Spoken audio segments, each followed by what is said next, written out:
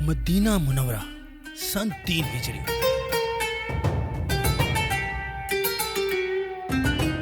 وہ وقت جب اسلام کا سورج مدینہ کی وادیوں میں پوری آب و تاب سے چمک رہا تھا، مگر دشمنوں کے دلوں میں حسد کی آگ دہک رہی تھی۔ جنگ بدر میں مشرکین مکہ کی شکست ان کے غرور کو توڑ چکی تھی۔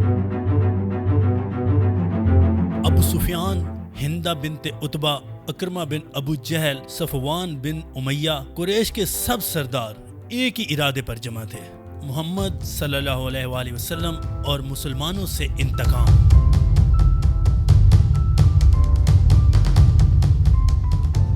مکہ کی گلیوں میں تلواریں چمک رہی تھیں، عورتیں اپنے مردوں کو ابھار رہی تھیں کہ بدر کا بدلہ لو۔ اٹھو اپنے شہیدوں کا بدلہ لو، آج قریش کی عزت تمہارے ہاتھ میں ہے۔ ابو سفیان، جو ابو جہل اور باقی سرداروں کے مرنے کے بعد اب قریش مکہ یعنی کفار مکہ کا چیف اینڈ کمانڈر بن چکا تھا اور جنگ کے تمام تر معاملات وہی سنبھال رہا تھا، وہ بدر میں ہوئی شکست کا بدلہ لینے کے لیے مسلمانوں کے خلاف ایک بہت بڑی فوج تیار کر رہا تھا۔ 3000 کی ایک فوج جس میں 200 گھوڑے، 700 سپاہی اور عورتیں بھی شامل تھیں، جو دف کر کے اپنے مردوں کے جذبات کو ابھارتی تھی تاکہ وہ مسلمانوں سے اپنی ہوئی ذلت کا بدلہ لے سکیں۔ اور انہی عورتوں میں ایک ایسی عورت بھی تھی جس کا نام تھا ہندہ بنت عتبہ۔ ہندہ کے دل میں نفرت کی آگ بھڑک رہی تھی کیونکہ اس کے باپ بھائی کو بدر میں حضرت حمزہ نے قتل کر دیا تھا۔ جب تک حمزہ کا سینہ میرا خنجر کے نیچے نہ ہو، ہندہ کو چین نہ آئے گا۔ جب نبی کریم علیہ السلام کو خبر ملی کہ ایک بہت بڑی فوج بدر کا بدلہ لینے کے لیے مکہ سے مدینہ کی طرف روانہ ہو چکی ہے، تو آپ علیہ السلام نے اپنے صحابہ سے مشورہ کیا۔ بزرگ صحابہ کی رائے تھی کہ مدینہ کے اندر رہ کر دفاع کیا جائے، مگر نوجوان صحابہ جو بدر میں شریک نہیں ہو سکے تھے وہ چاہتے تھے کہ میدان میں جا کر دشمن کا مقابلہ کیا جائے۔ آخر کار نبی علیہ السلام نے ان کی رائے قبول کی اور مدینہ کے شمال میں ایک پہاڑ کے دامن میں کیمپ لگایا۔ یہ تھا احد کا پہاڑ، اور اسی تیاری کے درمیان 2 صحابہ ایک گوشے میں بیٹھ کر دعا کر رہے تھے۔ ایک تھے حضرت عبداللہ بن جیش اور دوسرے تھے حضرت سعد بن ابی وقاص۔ سعد نے دعا کی: اے اللہ، مجھے ایسے دشمن دے جن سے میں لڑوں تو مجھے فتح ہو۔ عبداللہ بن جیش نے کہا: اور میں یہ دعا کرتا ہوں کہ وہ دشمن مجھ پر غالب آئیں، میری ناک اور کان کاٹ دیں، اور قیامت کے دن میں کہوں کہ یہ سب تیرے اور تیرے رسول پر قربان۔ پھر یہ دونوں میدان میں گئے اور حضرت عبداللہ بن جیش واقعی اسی طرح سے شہید ہوئے۔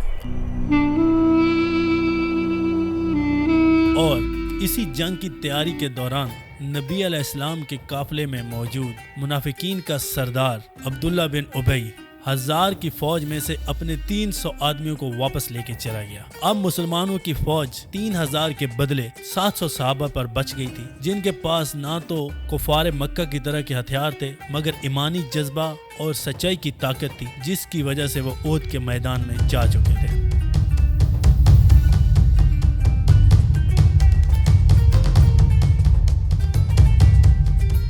اور احد کے دن نبی علیہ السلام نے 50 تیر اندازوں کو پہاڑی کے ایک درے پر کھڑا کیا اور ان کے امیر حضرت عبداللہ بن جبیر کو فرمایا: ہمیں پیچھے سے کوئی حملہ نہ کرے، اگر ہم جیت جائیں تو بھی اپنی جگہ نہ چھوڑنا، اور اگر ہم ہارنے لگیں تب بھی اپنی جگہ مت چھوڑنا۔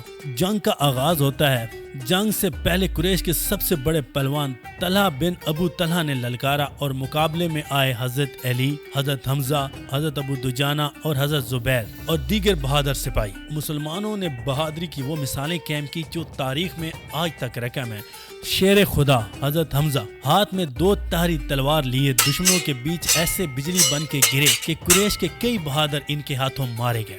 دوسری طرف قریش کے لشکر میں ایک غلام بھی تھا جس کا نام تھا واشی بن حرب، جس سے ہندہ بنت عتبہ نے کہا تھا: اگر تم حمزہ کو قتل کرو گے تو تمہیں آزاد کر دیا جائے گا، کیونکہ حضرت حمزہ نے جنگ بدر میں اسی ہندہ بنت عتبہ کے باپ بھائی کو قتل کیا تھا۔ وہ درختوں کے پیچھے سے چھپ کر موقع دیکھ رہا تھا اور دیکھ رہا تھا حضرت حمزہ کس طرح سے تلوار چلا کر کفار کے گلے کاٹ رہے تھے، اور کسی بھی طاقتور انسان میں اتنی ہمت نہیں تھی کہ وہ شیر خدا، مسلمانوں کے پہلے کمانڈر حضور علیہ السلام کے چچا حضرت حمزہ کا سامنا کر سکے۔ اس لیے ہندہ نے بھی واشی کو ہائر کیا تھا کہ وہ چھپ کے دور سے حضرت حمزہ کو اٹیک کرے۔ جب حضرت حمزہ دشمنوں کو پچھاڑ رہے تھے، واشی نے نیزہ سیدھا حضرت حمزہ کی طرف پھینکا۔ نیزہ سیدھا حضرت حمزہ کے جا کے جسم میں پیوست ہو گیا اور شیر خدا حضرت حمزہ زمین پر گر گیا۔ اسلام کا وہ بہادر جانباز جسے دشمن کانپتا تھا، آج جام شہادت نوش کر چکا تھا۔